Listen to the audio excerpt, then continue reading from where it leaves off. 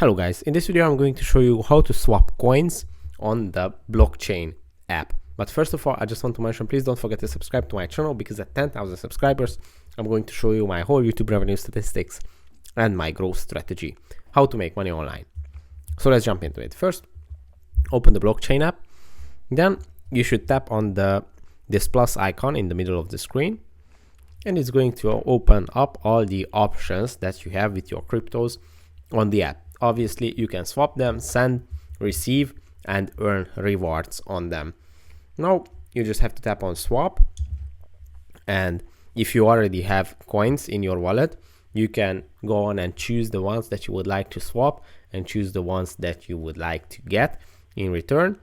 And you can enter your trade. If you did not purchase or receive any cryptos yet on the app, you will see this page where it's going to show you a button to buy cryptos and another one to receive them.